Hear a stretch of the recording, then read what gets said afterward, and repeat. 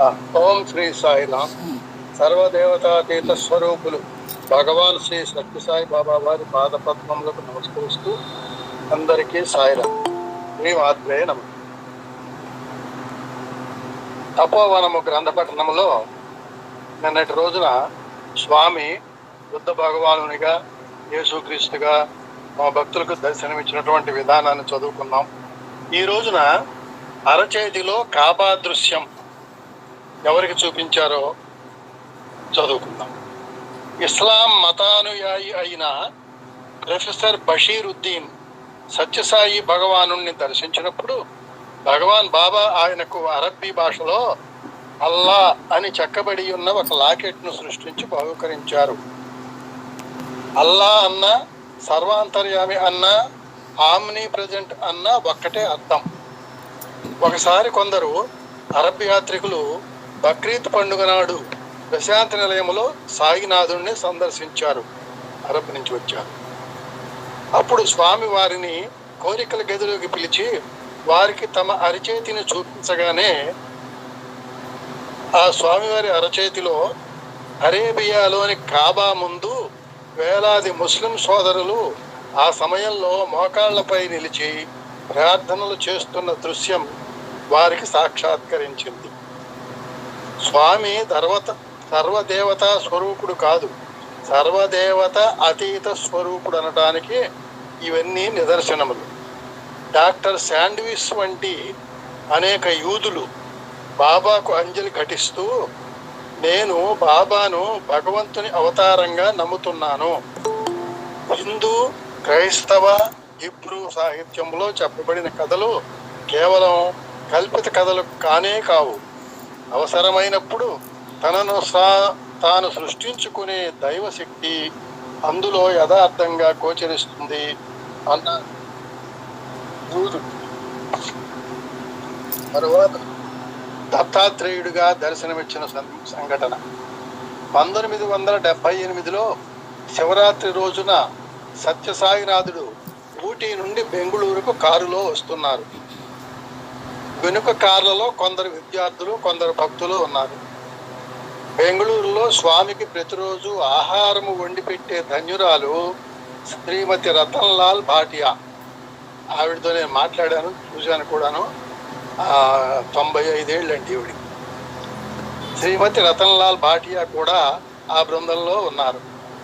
సత్యసాయి భగవానుడు ఒక చోట కారు ఆపించి దిగి విద్యార్థుల అలసట తీర్చడానికై కొంతసేపు ఆధ్యాత్మిక విషయాలను ముచ్చటించసాగారు. ఆ సమయంలో తన గురించి సందేహాస్పదుడై ఉన్న ఒక విద్యార్థిని చూసి, స్వామి, నా విషయం గురించి నీకింకా సందేహాలు ఉన్నాయి కదూ అని, నీ దగ్గర పోలరాయిడ్ కెమెరా ఉంది కదా, నన్ను ఒక ఫోటో తీయి, నా నిజస్వరూపం నీకు తెలుస్తుంది అన్నారు ఆ విద్యార్థితో.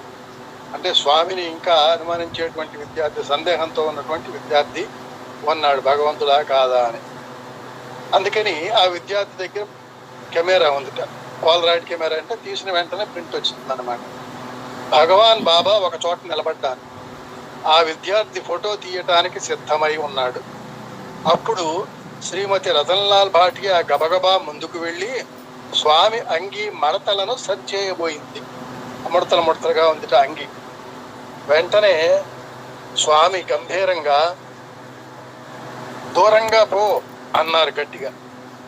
అలా అకస్మాత్తుగా పెద్దగా అనేటప్పటికీ ఆమె భయపడి దూరంగా వెళ్ళి నిలబడింది.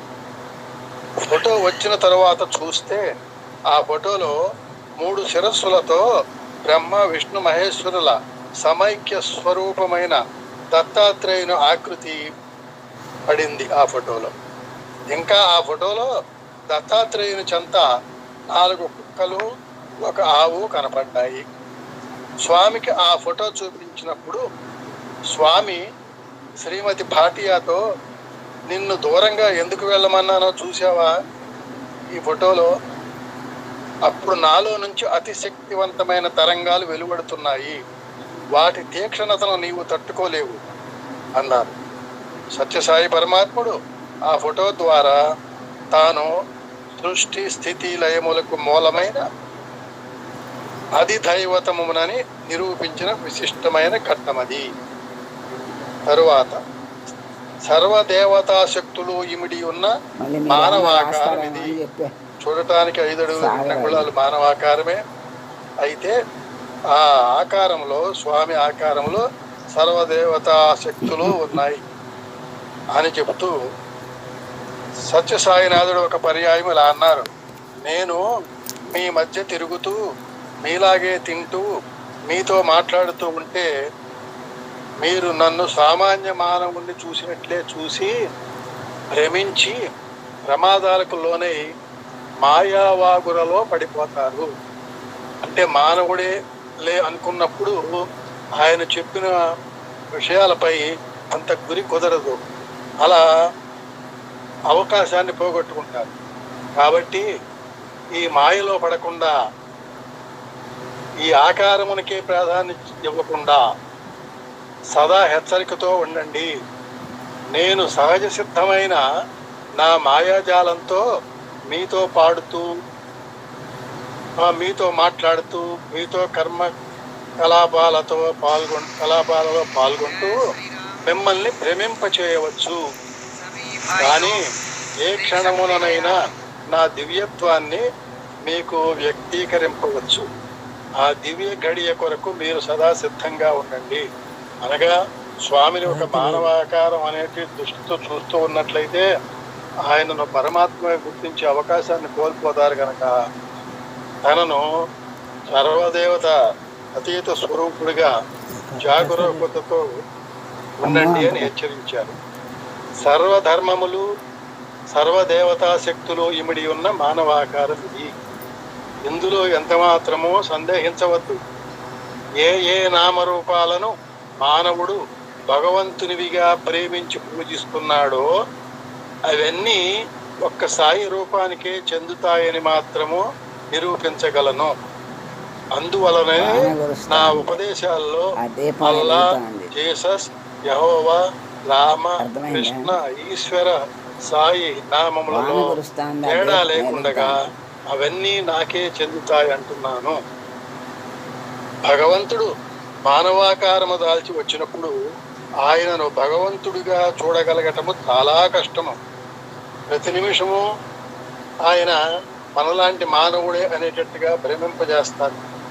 మానవుడు అవతార పురుషుని భౌతిక దేహమును తన దేహముతో పోల్చి చూసుకుని, మనకున్నటువంటి అంగములే ఆయనకి ఉన్నాయి కాబట్టి ఆ ఆకారానికి తమ ఇద్దరి స్థాయి ఒక్కటేనని భ్రమలో ఉంటాడు. నిజానికి మానవ జాతి అంతా ఏకమై 1000 సంవత్సరాలు కఠిన తపమాచరించినప్పటికీ నా నిజతత్వాన్ని ఏనాటికి అర్థం చేసుకోనలేరు. ఈ పవిత్ర నామరూపాలతో కూడిన దైవశక్తి యొక్క అనుగ్రహానికి పాత్రులైతే కొద్ది కాలంలోనే తెలుసుకోగలరు. అనగా ఆయన్ని తెలుసుకోవడానికి కూడా ఆయన యొక్క అనుగ్రహం ఉంటేనే తెలుస్తుంది.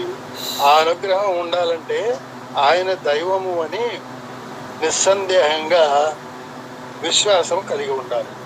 అప్పుడు ఆయన మనకి అనుగ్రహించి తన యొక్క దైవశక్తిని అనుభవింపజేస్తారు. ఇటువంటి అవకాశం మీకు కలగటం ఒక గొప్ప అదృష్టము. గొప్ప గొప్ప ఋషులు, తాపసులు, యోగులు, మునులు పొందిన అవకాశం కంటే ఇప్పుడు మీకు కలిగించిన అవకాశం గొప్పది, మరచిపోకండి అని హెచ్చరిస్తున్నారు. పూర్వ యుగాల్లో ఋషులు, తాపసులు ఎన్నో వేల సంవత్సరాలు తపస్సు చేసినట్టుగా మన శాస్త్రాల్లో, పురాణాల్లో చదువుకున్నాం. అయితే ఇప్పుడు అటువంటి అంత కష్టతరమైనటువంటి దర్శనాన్ని ఈ కలియుగంలో, ఈ 20వ శతాబ్దంలో మనకు ఆయన రూపాన్ని, దర్శనాన్ని మనకు కలగజేసినందుకు ఆ ఋషుల కన్నా, తాపసుల కన్నా, యోగుల కన్నా కూడా, ఆ మునుల కన్నా కూడా మీరే ఎంతో అదృష్టవంతులు. ఈ అవకాశం దొరికిన విషయాన్ని మర్చిపోకండి అని స్వామి ఈ సత్యసాయి అవతారం గురించి ఆ లోకానికి తెలియజేయటం సాయిరాం.